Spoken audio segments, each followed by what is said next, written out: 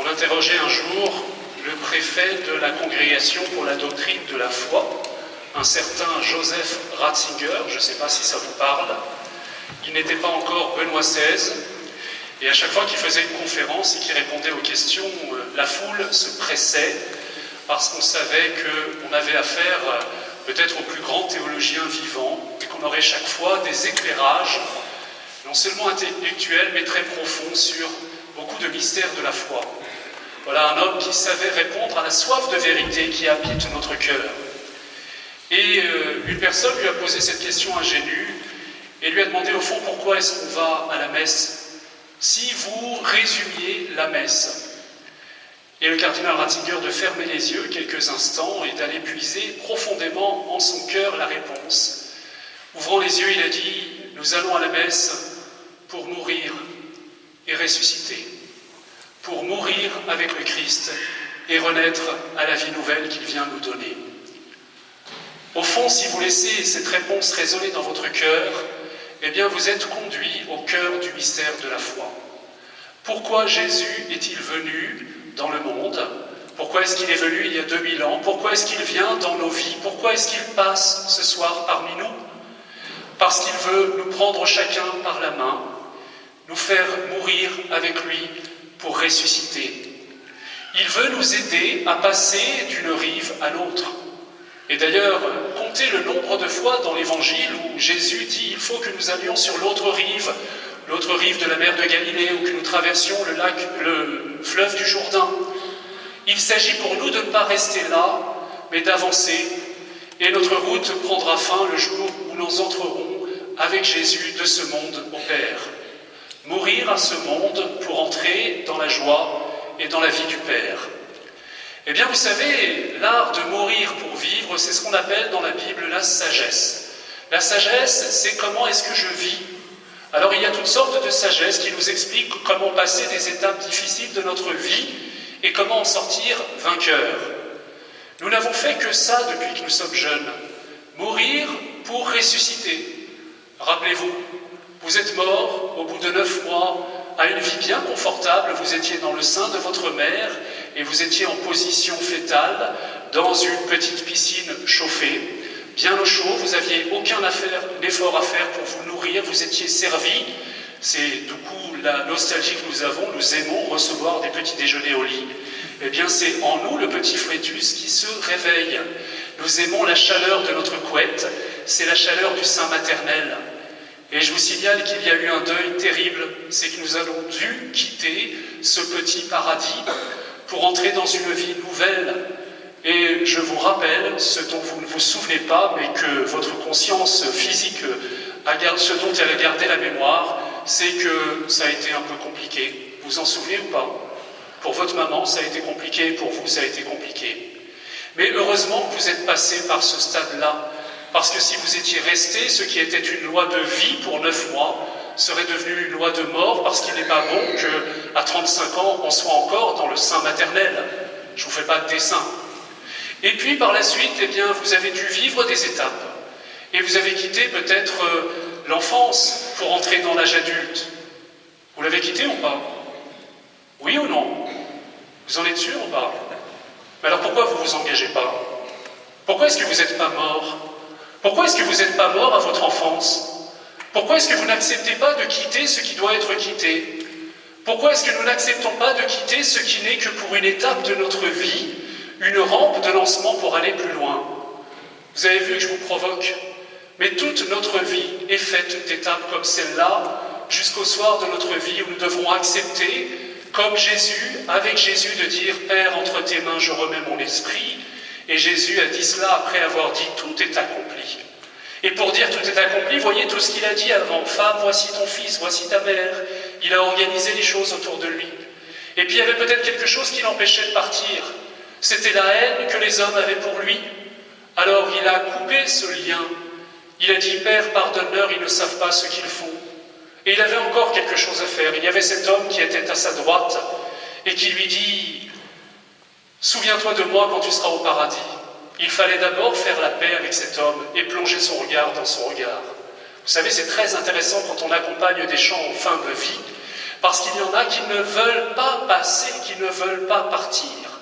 Je voyais l'autre jour un homme qui s'accrochait, mais vraiment les médecins se demandaient comment il était encore vivant. Et en réalité, il a attendu que son fils qui venait des États-Unis puisse venir. Et son fils lui a dit quelque chose à l'oreille, il lui a dit « Je t'aime, papa, et je te pardonne ». Je ne sais pas ce qu'il avait à pardonner. Et le père est parti à ce moment-là. Il avait accompli son étape de vie sur la terre pour entrer dans la vie véritable. Il acceptait de mourir à cette vie terrestre pour entrer dans la vie éternelle. Jésus est venu pour vous prendre par la main. Demandez-vous chaque jour quel est le passage que je dois faire avec Jésus. Quel est le passage que je ne peux pas faire tout seul? Quel est le passage que Jésus veut me donner de réaliser en lui, par lui, avec lui? Quelle est l'étape qui me bloque en ce moment? Peut-être que je suis coincé. Alors vous savez, c'est tout le parcours de notre vie spirituelle.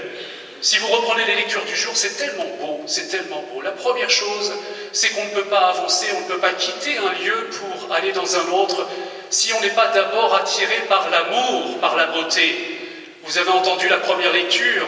Une grande lumière s'est levée pour le monde sur ceux qui habitaient dans le pays de la mort. Si nous sommes ici, c'est que nous avons été attirés par une lumière, la lumière du Christ, au plus ou moins distinctement. On n'a pas tous vu le Christ nous apparaître, mais à un moment, nous avons senti que nous étions coincés dans l'ombre de la mort et qu'il y avait un joug qui nous empêchait d'avancer et une lumière nous a attirés. Je suis entré, comme on dit, parce qu'il y avait de la lumière. Oui, nous sommes entrés dans cette église parce qu'elle est incandescente de la lumière du Christ et que ce soir, il faut que nous le laissions attirer par sa lumière. Mais si je me laisse attirer par sa lumière, eh bien, aussitôt, je remarquerai qu'il y a des entraves. Il y a des entraves de beaucoup de sortes, vous savez. La première entrave, c'est celle dont nous avons été libérés au jour de notre baptême par l'exorcisme du baptême. Et nous en ferons mémoire tout à l'heure, lorsque le prêtre présentera l'hostie en disant « Voici l'agneau de Dieu qui enlève non pas les péchés du monde, mais le péché originel, c'est-à-dire cette séparation d'avec Dieu que Jésus est venu guérir. Il est venu passer par ce lieu de séparation entre l'homme et Dieu pour nous réconcilier. C'est le grand passage de la croix. Donc le grand obstacle entre nous et Dieu, cette rébellion dont nous avons tous hérité par le péché originel, et que l'homme et la femme ont hérité du diable, qui est le grand rebelle, celui qui a crié non serviam. Mais sur ce sujet-là, je ne m'étends pas maintenant parce que ce sera le thème de notre conférence après la messe. Il faut que je mette un peu de suspense si je ne veux pas être tout seul à me parler à moi-même pendant la soirée. Vous venez ce soir? Non? Tant pis pour vous. On parle du diable, vous savez. Si je vous avais dit on va parler de, je ne sais pas quoi, de l'Esprit Saint, des 7 dons du Saint-Esprit, on va parler du diable. On va parler d'exorcisme, de choses comme ça. Parenthèse fermée. Mais il y a un premier obstacle, c'est ce péché originel dont nous avons été lavés au jour de notre baptême. Et si je veux suivre le Christ, eh bien, peut-être que je vois qu'il y a des entraves qui me retiennent. C'est tout le domaine de la prière de délivrance. Peut-être que je suis soumis à un joug. Vous l'avez entendu dans le livre d'Isaïe, je suis soumis à la férule d'un tyran. C'est-à-dire que peut-être que je suis dépendant d'une addiction. Peut-être que ma volonté n'est plus libre. Peut-être que je souffre en secret et je ne sais pas trop en parler de tel ou tel poids qui m'empêche d'avancer. Peut-être que je suis prisonnier de tel jeu, de telle série, je suis peut-être prisonnier de la pornographie, je suis peut-être prisonnier de la drogue, je suis peut-être prisonnier de telle habitude. Eh bien, j'ai besoin d'être libéré. Et frères et sœurs, n'hésitez pas à demander la prière des frères pour qu'ils vous aident à couper ce lien à ce moment-là. Nul autre que vous ne pourra le couper dans l'autorité du Christ. C'est-à-dire que vous direz, je renonce à ce lien, mais seul je ne peux pas. Et j'ai besoin de mes frères pour m'aider à couper ces liens que parfois je ne vois pas tellement. Vous savez, tous les spirituels disent qu'il y a plus efficace que des grosses chaînes pour nous retenir. Parce qu'une grosse chaîne, eh bien, c'est bien visible et ça nous blesse. Et un beau jour, on décide de sortir la perceuse et on la fait exploser. Il y a plus efficace, ce sont des fils de pêche que nous ne voyons pas et qui nous retiennent. Peut-être que ça n'est pas des entraves qui sont liées à votre péché ou à vos habitudes. C'est peut-être plus profond. Peut-être que vous êtes comme les apôtres. Vous savez ce qu'ils faisaient quand Jésus les a appelés, et on est impressionné de voir que quand Jésus les appelle, ils quittent tout. Est-ce que vous avez remarqué qui ils quittent? Ils quittent d'abord leur bateau et ils quittent leur papa. Ils ont quitté leur père et leur mère. Vous savez, c'est écrit dans la Bible, l'homme quittera son père et sa mère. Mesdemoiselles, ça ne concerne pas que les hommes au sens masculin, c'est l'homme au sens générique. Pour pouvoir s'attacher à celle ou à celui auquel il est destiné. Est-ce que vous avez quitté vos parents? Est-ce que vous avez quitté l'enfance? Est-ce que vous avez quitté le confort d'une vie bien confortable d'étudiant ou de jeune adulte qui gagne ses premiers salaires? Et en fait, c'est un peu compliqué de se lancer. Est-ce que vous voulez qu'on parle des colocations? Je ne demande pas à qui parmi vous est en colocation. C'est bien les colocations, vous savez. C'est bien pendant 1 an ou 2. Vous savez pourquoi? Parce que ça nous aide à quitter peut-être le monde étudiant et à entrer dans la ville de Paris de manière moins dure, entouré d'amis, de gens qui partagent avec nous des choses. Mais la colocation qui dure 5, 6, 7 ans, vous savez, le soir je rentre chez moi à 21h. Et plutôt que de sortir de chez moi pour aller rencontrer des filles, des garçons, pour me bouger un peu, eh bien, il y a le vidéoprojecteur chez moi, et il y a les 3 bouteilles de whisky, et il y a les potes, et on va se regarder la trilogie du Seigneur des Anneaux pour la 25e fois de l'année. Et on enchaînera sur la série, puis sur Rabbi Jacob et La vérité si je mens 3, 4, 5 et 6. Eh bien, vous savez, je ne suis pas sûr que vous êtes dans le mouvement de la mort et de la résurrection. Et je pense qu'il y a un danger à se plonger un petit peu dans ce cocon qui ressemble plus au sein maternel qu'à la vérité de la vie. Parce que la vie, elle nous éprouve, mais la vie, elle est vivifiante. Et il faut sortir de chez soi. Et quand on sort de chez soi, eh bien, il y a le vent glacial de l'hiver qui nous prend et qui nous saisit et qui nous réveille. Chers amis, il faut que le Seigneur nous éclaire sur ce qui nous empêche de nous lancer. Il y a trop de gens qui ne se donnent pas. Il y a trop de garçons ce soir qui sont entourés de toutes les plus jolies filles du monde et qui devraient ce soir déclarer leur flamme. Et au moins, on ne serait pas là avec cette illusion « Ouais, j'ai l'impression que je l'aime plus autant qu'au début. » On s'en fout. On t'a pas dit que tu devais l'aimer comme au début. On t'a dit que tu devais mourir pour ressusciter avec elle.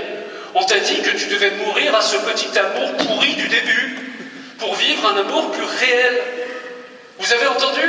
Il s'agit de mourir ce soir pour ressusciter. Alors à quoi est-ce que vous voulez mourir? Est-ce que vous le savez quand vous venez à la messe? Est-ce que vous savez ce que vous déposez à l'autel? Parce que l'autel, c'est une pierre que je vénère le prêtre au début.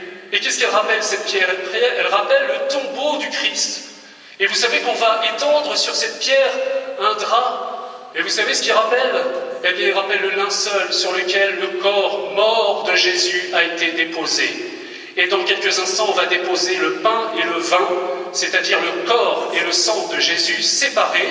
Ça signifie la mort du Christ. Et vous allez recevoir le corps du Christ ressuscité. Et le passage qu'il aura fait sur l'autel, c'est le passage de la mort à la vie. C'est le passage par le tombeau pour entrer dans la vie. Alors nous devons, avec lui, nous devons déposer sur l'autel ce qui doit mourir dans notre vie. Et souvent, nous n'avons pas envie. Pourquoi? Parce que c'était bien, parce que c'était chouette. Mais vous savez qu'une loi de vie peut devenir une loi de mort. Il n'est pas bon à 30 ans d'avoir la relation avec nos parents que nous avions à 8 ans. Il était bon à 8 ans de l'avoir. L'autre jour, je voyais un garçon qui me disait « J'ai compris, il faut que j'aille voir mes parents pour leur dire que je dois couper. » Ah, t'as rien compris en fait. Je t'ai juste dit qu'il fallait couper, je t'ai pas dit, tu dis que tu allais dire à tes parents que tu allais couper. Parce que c'est le meilleur moyen de... T'as compris? À 8 ans, tu allais dire à tes parents que ce que tu voulais leur dire. Hein. À 14 ans, tu leur as dit que c'était des vieux cons. Maintenant, tu leur dis rien. D'accord? Combien de fois tu appelles ta maman par semaine? C'est plutôt elle qui m'appelle. Tous les soirs. Ah, c'est ce que tu vas faire la semaine prochaine, tu vas l'appeler toi. Et ce sera une fois dans la semaine, mais c'est toi qui l'auras appelé. D'accord? Et elle ne te rappellera pas forcément tous les soirs. Chers amis, à quoi nous devons mourir ce soir pour entrer dans la vie? Vous avez remarqué que les disciples de Jésus, ils étaient sur leur bateau, donc ils doivent quitter leur travail, Ils doivent quitter leur père, et moi je pense à Monsieur Zébédée. Vous y avez pensé tout à l'heure? Vous avez versé une larme pour Monsieur Zébédée. Jésus passe, ils le suivent, et Monsieur Zébédée reste là avec ses filets qui ne sont même pas réparés. Ils étaient en train de réparer les filets, et ils ont compris qu'ils n'avaient pas à réparer les filets de leur papa et de leur maman. Vous savez ce qui empêche beaucoup d'entre vous d'entrer dans la vie nouvelle que Dieu veut pour vous? C'est que vous continuez à réparer des filets que vous n'avez pas à réparer. Vous savez, l'autre jour, je voyais un garçon qui me dit « Depuis que j'ai 12 ans, eh bien, je suis un peu le casque bleu entre papa et maman depuis leur divorce.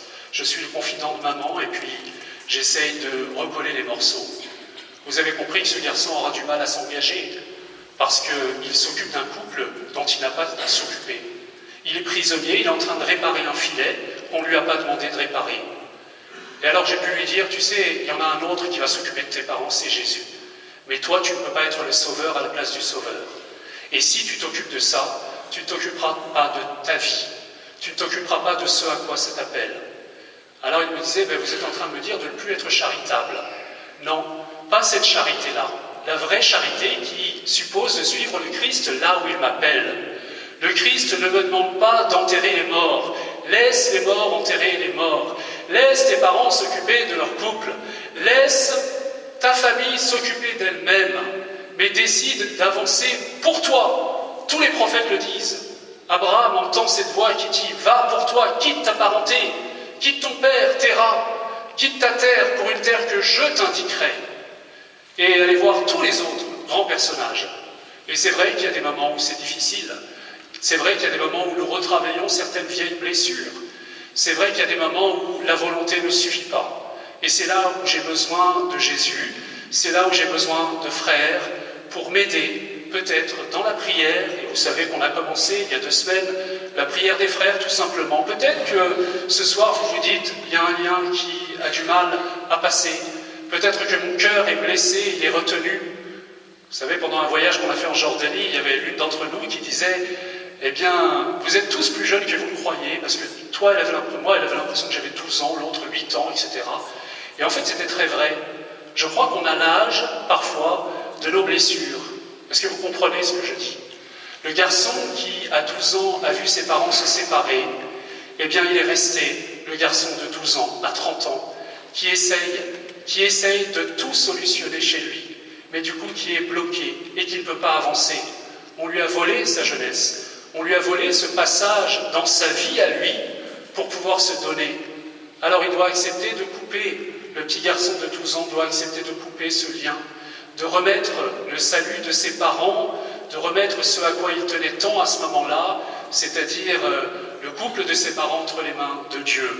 Mais il doit vivre sa vie. Chers amis, j'ai essayé de le dire avec humour, mais je sais que parfois c'est difficile de se lancer. Je sais que nos blessures nous retiennent en arrière. Je sais surtout que nous avons peur. Mais plus nous avons peur, eh bien plus nous avons peur. Est-ce que vous connaissez ce livre qui s'appelle « Le courage d'avoir peur » ? Je vous annonce que Jésus ne nous enlève pas la peur, mais il fait que la peur ne nous paralyse pas. Il fait que nous traversons avec lui la peur et que nous passons avec lui de l'angoisse de la mort à la libération de la vie véritable. Alors que ce soir une grande lumière se lève au milieu de nous, qu'elle vous attire, qu'elle nous attire tous, et qu'elle nous donne de vivre avec Jésus ce passage de la mort à la vie. Amen.